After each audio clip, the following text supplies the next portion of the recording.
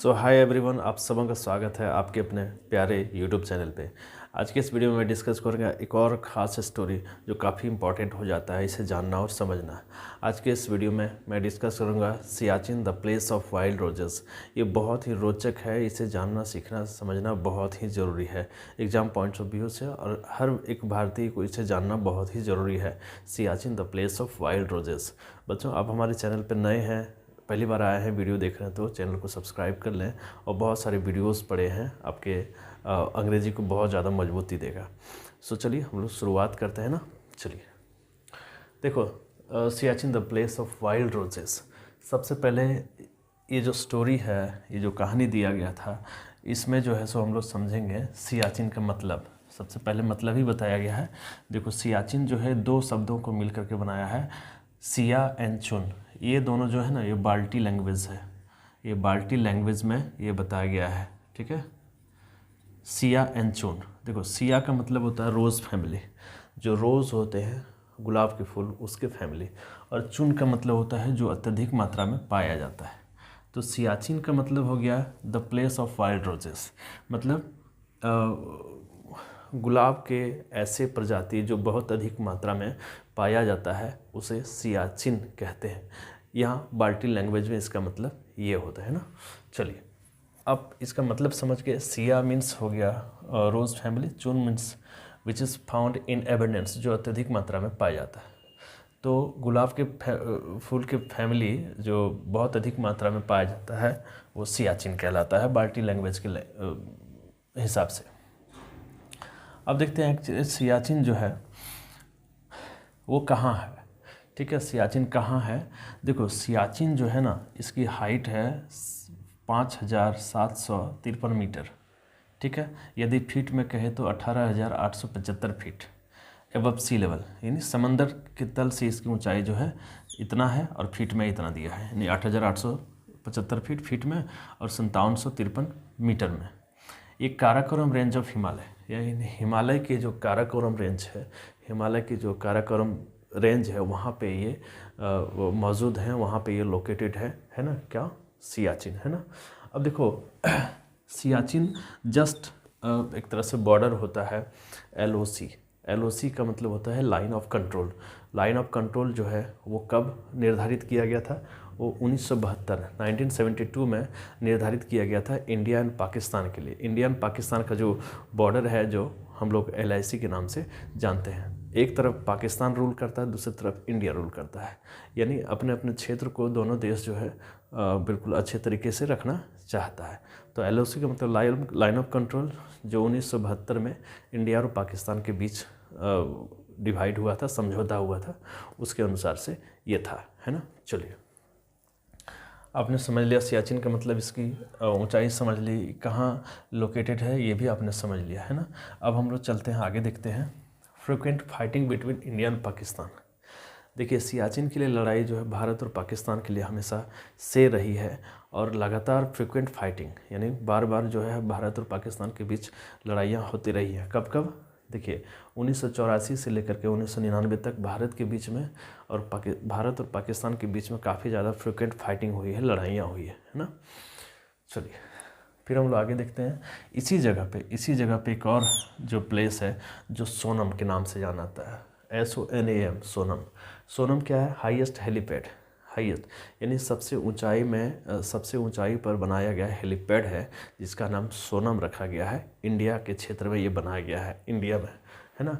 और इसकी ऊंचाई सी लेवल से कितना है? समंदर के तल से 21,000 फीट ऊंचाई पे ये जो है हेलीपैड बनाया गया, और कहा जाता है कि सबसे हाईएस्ट, सबसे ऊंचाई पर बनाया गया हेलीपैड यही है, कौन? सोनम, ठीक है। चलिए, फिर नेक्स्ट हम लोग डिस्कस करते हैं। देखिए, मेघदूत ऑपरेशन जो है, ये भारत के द्वारा चलाया गया था। क्यों चलाया गया था? क्योंकि भारत जो है अपने क्षेत्र की रक्षा करे, अपने जो LOC के अपने वाले हिस्से जो है उसकी रक्षा करे, इसलिए भारत ने मेघदूत ऑपरेशन चलाया था। कब? 1984 में। 1984 में इंडिया ने चलाया था। आज इसके जस्ट एक दिन बाद पाकिस्तान ने भी एक ऑपरेशन चलाया था अपने क्षेत्र की रखवाली के लिए, जिसको हम लोग अबाबिल के नाम से जानते हैं।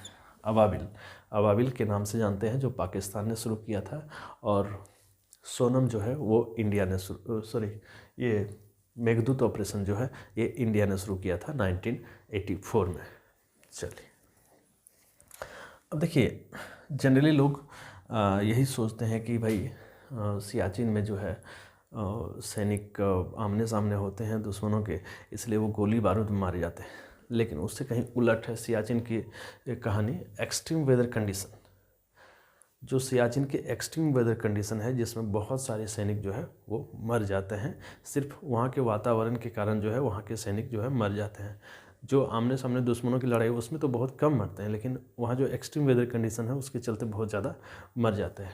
हर एक सैनिक को सिर्फ 15 साल के लिए ही वहाँ पे सेवा में रखते हैं सियाचिन ग्लेशियर पे, सिर्फ 15 साल के लिए। चलिए, बहुत अच्छी रोचक जानकारी, इसको बिल्कुल एंड तक देखना इसको। अब देखो, एक्सट्रीम वेदर कंडीशन का मतलब हो गया कि वहाँ जो हवाएं चलती है 150 नॉट्स चलती है, जिसका मतलब हो गया 300 किलोमीटर पर आवर, यानी 300 किलोमीटर प्रति घंटे की रफ्तार से वहाँ पे हवाएं चलती है।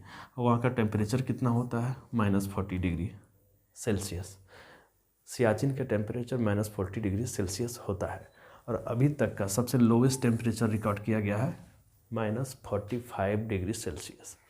सबसे लोवेस्ट -45 डिग्री सेल्सियस जो है जो टेम्परेचर वो रिकॉर्ड किया गया है सियाचिन ग्लेशियर पे, है ना। अब देखिए, एक और टर्म आता है यहाँ पे WCF। WCF का मतलब होता है विंड चिल फैक्टर। ये विंड चिल फैक्टर कहें या फिर एक्सट्रीम वेदर कंडीशन कहें, इसके चलते वहाँ पे हमारे सैनिक काफ़ी ज़्यादा की संख्या में डेथ हो जाती है उनकी, दुश्मनों से कम, लेकिन WCF के चलते से बहुत ज़्यादा होती है। वहाँ WCF जो है वो घटते बढ़ते रहता है, यानी मौसम परिवर्तन बहुत ही अजीब रहता है वहाँ पे, है ना।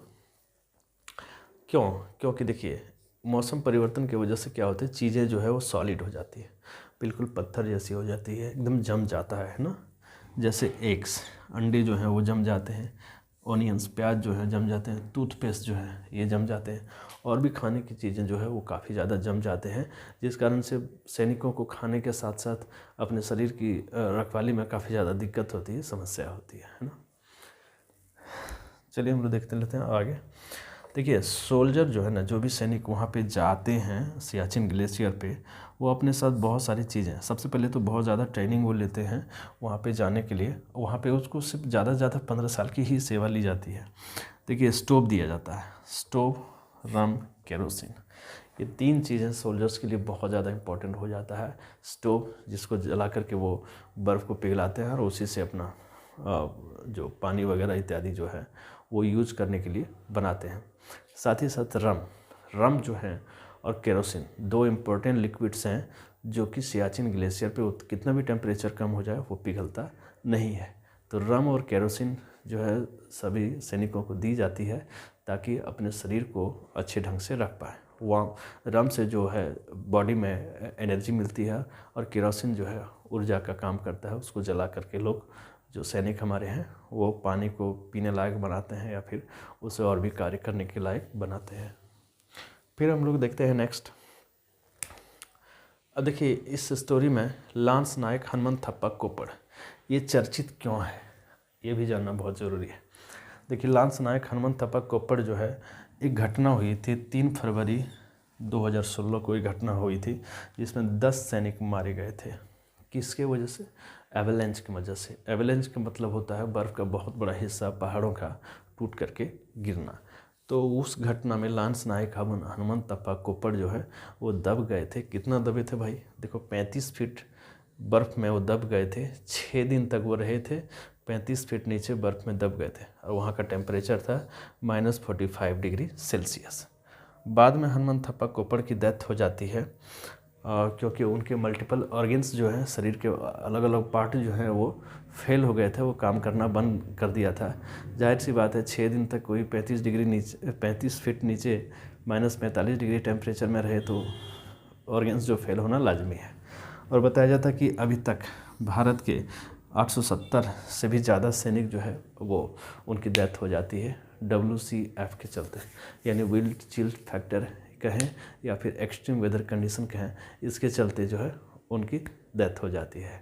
तो वीडियो कैसी लगी ज़रूर से ज़रूर बताना कमेंट बॉक्स में। Thanks for watching.